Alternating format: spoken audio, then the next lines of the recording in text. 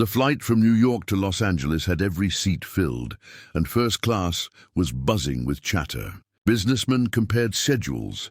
A few celebrities hid behind sunglasses, and flight attendants hurried to meet the demands of impatient travelers. Among them, one woman seemed different. She wasn't dressed in designer clothes or carrying expensive luggage. She wore a plain hoodie and jeans, her hair tied back in a simple ponytail. While others ordered champagne, she quietly settled into her seat, drawing subtle glances from those who clearly thought she didn't belong. It didn't take long before a flight attendant approached, her polite smile carrying a hint of suspicion. She asked for the woman's boarding pass and scanned it carefully.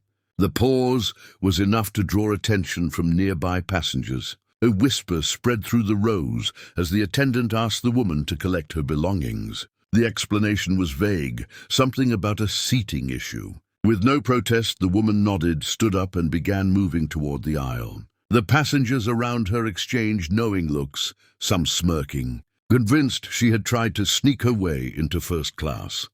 As she turned, slipping her bag over her shoulder, the hoodie shifted slightly, and something caught the pilot's attention. He had just stepped out from the cockpit when his eyes fell on the ink etched into her upper back. His steps halted, his expression hardening. It wasn't a random tattoo. It was the trident insignia, an unmistakable mark of the United States Navy SEALs.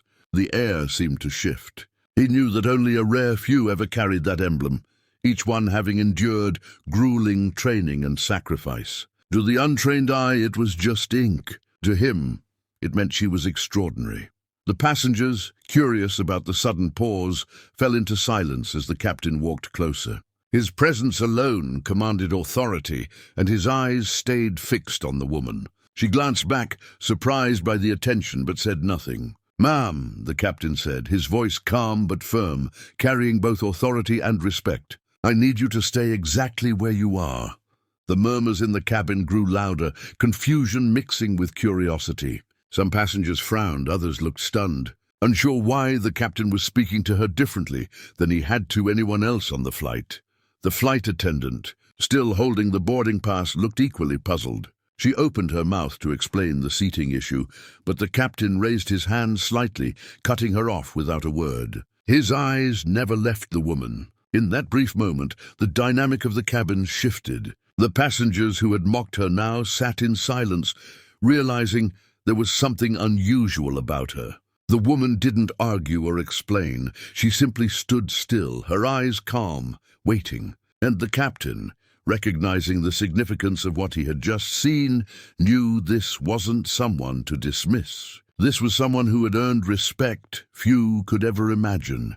The cabin grew still, every eye fixed on the unusual exchange between the captain and the woman in the hoodie. A few passengers leaned forward, straining to catch every word. When the captain spoke, his tone was unshakable.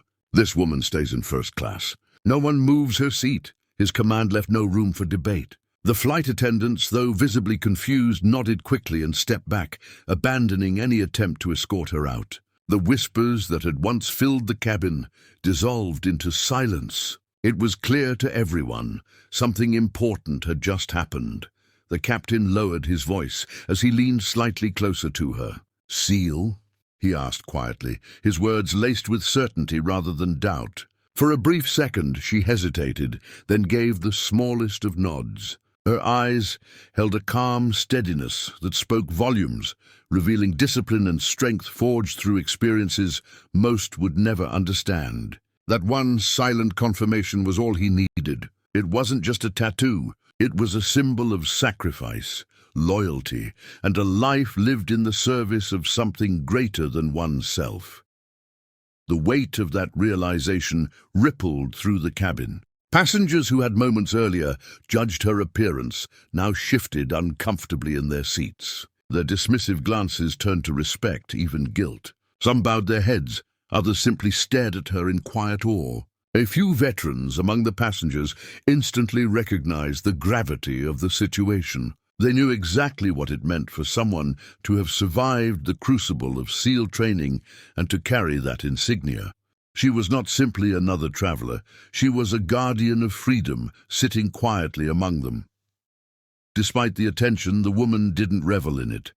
She didn't boast or explain herself. Instead, she quietly returned to her seat, settled in with calm composure, and accepted a glass of water from a now humbled attendant. The rest of the flight passed uneventfully, yet the atmosphere remained transformed. Passengers avoided unnecessary chatter, occasionally glancing at her with newfound reverence. They knew she had likely lived through moments that most could never imagine. Missions shrouded in secrecy, sacrifices carried silently. Her very presence commanded respect without a single word spoken. As the plane descended toward Los Angeles, the captain remained watchful, his expression still touched with respect. He made certain that his crew understood this was no ordinary passenger. She wasn't sitting in first class because of wealth, connections, or privilege. She was there because she had earned it in the most difficult and honorable way possible. When the aircraft touched down and the passengers prepared to disembark, one truth lingered in the air. Some people don't just occupy first class. Some people deserve it, and her silent dignity had reminded them all of the true meaning of honor.